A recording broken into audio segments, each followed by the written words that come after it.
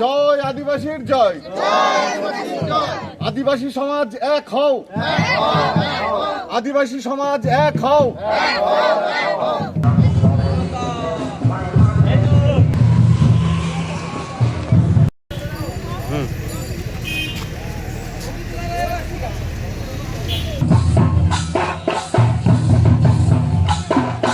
নয় আগস্ট আদিবাসী সম্প্রদায়ের পক্ষ থেকে দেখা যাচ্ছে বর্ণাঢ্য শোভাযাত্রা বের করা হলো শান্তিপুর শহর জুড়ে।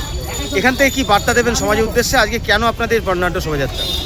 প্রথমেই ধন্যবাদ দেব সারা পৃথিবীতে পিছিয়ে পড়া জাতি যারা পৃথিবীর সৃষ্টির কাল থেকে রয়েছেন, সেই আদিবাসী সমাজের জন্যে যে আজকের একটা দিনকে আদিবাসী দিবস হিসেবে স্বীকৃতি দিয়েছেন সারা পৃথিবীব্যাপী, তার জন্য ধন্যবাদ জানাই সেসব গুণী মানুষদের যারা এই দিনটাকে স্বীকৃতি দিয়েছেন।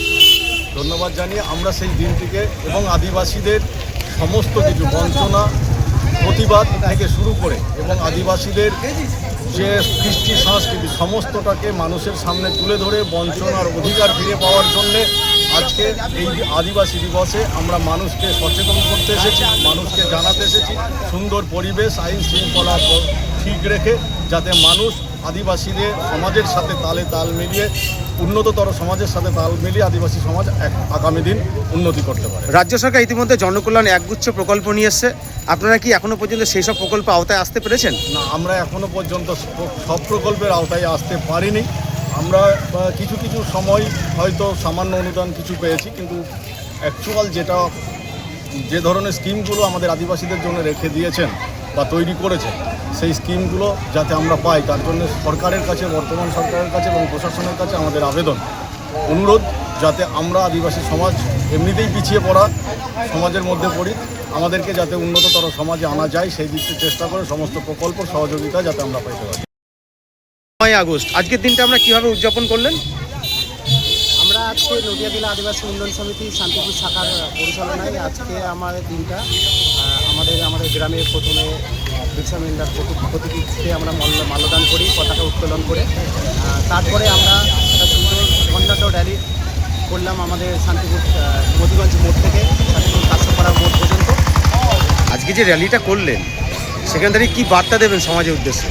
সমাজের উদ্দেশ্যে বার্তা আমরা চাই যে আমরা সবাই মিলে আমাদের যে দাবি দাওয়াগুলো আছে, আমাদের সংবিধান অধিকার দেওয়া অধিকারের দরকার, আমাদের শিল্প সংস্কৃতি নিজস্ব কালচার এগুলো আমরা আমাদের এগুলো দাবি আমরা এখনও সেইভাবে সরকারিভাবে এখনও স্বীকৃতি পাইনি।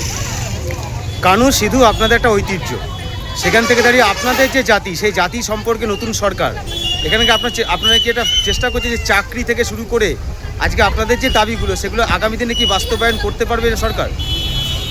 সকলেই চেষ্টা করছেন, কিন্তু একটার পর একটা সমস্যা, সেই সমস্যাগুলো আমাদের পূরণ করতে করতে একটার পর একটা কী বলো সরকারিভাবে সমস্যা হচ্ছে এবং আমাদের যারা আদার্স যারা আদিবাসী সংগঠন বা অন্য সংগঠন যারা রয়েছেন আমাদের নানানভাবে বিপদে ফেলার চেষ্টা করছেন। তা সেখান থেকে দাঁড়িয়ে কি আদিবাসী সম্প্রদায় ঘুরে দাঁড়াতে পারবে, সেটা কি আশাবাদী আপনারা? হ্যাঁ, আশাবাদী আছে। আপনার নাম পরিচয়? আমার নাম উৎপল মাহাতো, আমি নদিয়া জেলা আদিবাসী উন্নয়ন সমিতির একজন আদিবাসী যুবক।